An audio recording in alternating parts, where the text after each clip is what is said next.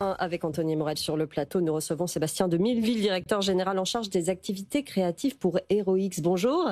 Bonjour. Merci d'être avec nous sur notre plateau. HeroX fait du conseil et des médias, de l'agence conseil en marketing digital, des agences créatives. Et on va parler ce matin d'une agence créative qui fonctionne avec l'IA générative. Vous avez lancé Versus, qui est une nouvelle agence fondée sur l'IA, qui fait des campagnes de pub générées par l'IA. Vous ouvrez un peu notre horizon et nos perspectives sur l'IA qui arrive dans votre secteur. Pour vous, c'est extraordinaire.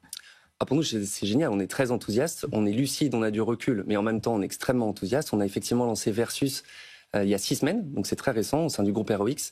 Et Versus, c'est une agence nouvelle génération qui conjugue à la fois des expertises publicitaires. Donc on a pris des créatifs qui avaient une grande appétence pour la GenAI, donc effectivement l'intelligence artificielle générative.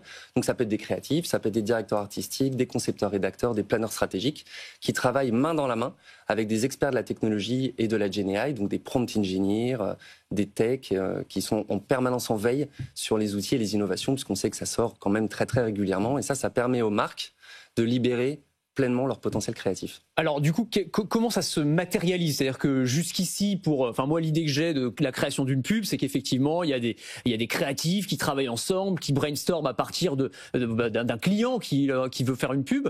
Là, qu'est-ce qui se passe? Je suis sur ChatGPT et je lui dis fais-moi une pub pour telle marque. Est-ce que tu aurais des idées à me proposer? Comment se passe la collaboration entre l'homme et la machine? Alors ça commence par une compréhension stratégique d'un client, c'est-à-dire bien comprendre son secteur, son business, ses enjeux et les attentes des consommateurs. Ça, c'est ce que fait traditionnellement une agence de publicité. Nous, ici, on y intègre nativement dès le début la GenAI avec un outil propriétaire qu'on a développé qui s'appelle Turbo, qui accélère cette réflexion-là, qui est construit à la fois sur de la data propriétaire, mais surtout sur les différents LLM, pour accélérer cette réflexion stratégique. Ensuite, on passe effectivement, comme vous le disiez, à la phase de conception, c'est-à-dire trouver des idées.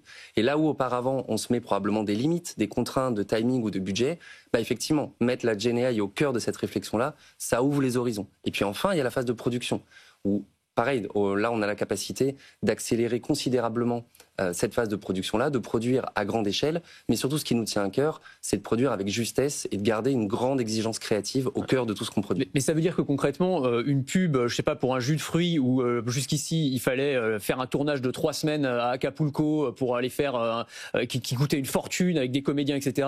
Là, on a Sora 2 ou VO3 de Google.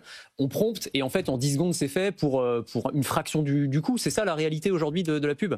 Alors, il est vrai qu'on utilise tous les outils qu'il y a aujourd'hui sur le marché et on sélectionne les bons en fonction des projets. Ça peut être Sora, ça peut être Xfield, ça peut être Kling, ça peut être Runway. En revanche, je ne sais pas si vous l'avez déjà utilisé, mais je ne sais pas si en 10 secondes, vous avez déjà eu exactement le résultat que vous escomptiez.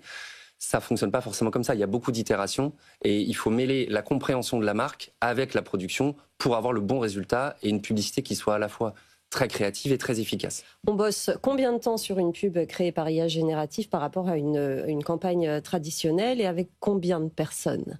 Alors nous, on estime qu'on peut travailler en 4 semaines, ce qui prenait auparavant peut-être 4 mois sur une campagne de publicité globale. Ah ouais. Ça va encore plus vite pour la dimension social media et on travaille dans des structures extrêmement courtes de 3 personnes.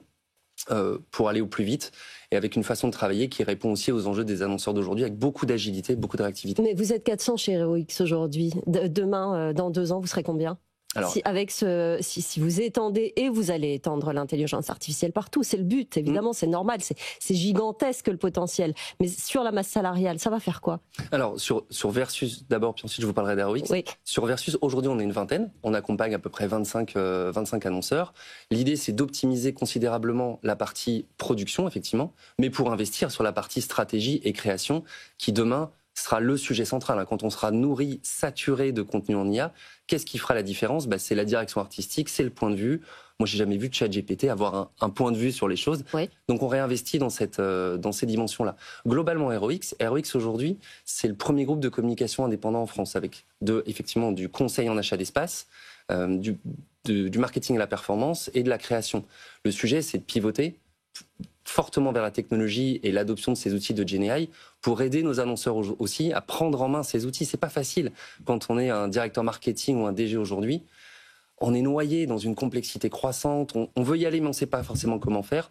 Ce qui va être clé demain, c'est de travailler main dans la main avec ces annonceurs pour les aider en fonction de leur maturité aussi, à prendre en main ces outils pour délivrer des dispositifs efficaces. Mais est-ce qu'à la fin, le risque, c'est pas qu'il y ait une désintermédiation totale? C'est-à-dire que les annonceurs, les entreprises se disent, en fait, l'IA, c'est pas très compliqué, je vais faire mes pubs tout seul et complètement se passer de vous, quoi, directement. Ce qui est intéressant, c'est qu'on a des clients comme ça, c'est-à-dire qui se sont dit ça, qui ont essayé en interne de le faire. Et il y a un côté un petit peu grisant parce qu'on voit tout de suite, comme vous le disiez, en 10 secondes, j'ai une vidéo. Ouais. Est-ce que faire une vidéo en 10 secondes et travailler une campagne de publicité ou des contenus social médias pertinents, c'est la même chose?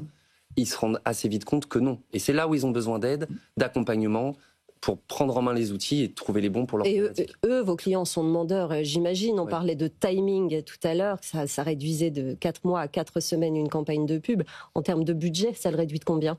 Est-ce que ça le réduit d'ailleurs aujourd'hui ou est-ce que ça l'augmente? Oui, alors ça peut le réduire. En fait, encore une fois, tout dépend des problématiques. On travaille sur des sujets de campagne de publicité, de contenu social média, où là, pour le coup, les budgets sont beaucoup plus optimisés, ou même on a des questions sur les formations ou des choses comme ça. Donc oui, ça optimise les budgets, mais encore une fois, le sujet, c'est demain, quand tout le monde saura faire ce qui était auparavant réservé aux agences et aux créatifs, qu'est-ce qui fera la différence? Quelque part, c'est les fondamentaux de la publicité qui reviennent. La compréhension d'une marque, les bonnes idées, les bons concepts, et une exigence créative très poussée. Est-ce qu'on les voit aujourd'hui? Là, il y a des pubs à la télé, dans le métro, dans la rue, qui sont générées par une IA sans qu'on le sache nécessairement d'ailleurs. C'est une réalité? Oui, ça commence à arriver. Ça arrive plus fortement aux États-Unis, ça commence à arriver en France. Nous, on a travaillé par exemple on travaille pour Cut by Fred, on travaille pour Asus, on travaille après pour beaucoup de marques. On a des projets en cours de développement. Nous, on prend le parti de l'indiquer. Quand c'est généré... c'est marqué, ok. Ouais. Nous, on a pris ce parti-là parce qu'effectivement, derrière, il y a des enjeux éthiques et juridiques qui sont assez immenses. Merci Sébastien de Milleville d'être venu nous voir, directeur général en charge des activités créatives pour HeroX dans la French Tech.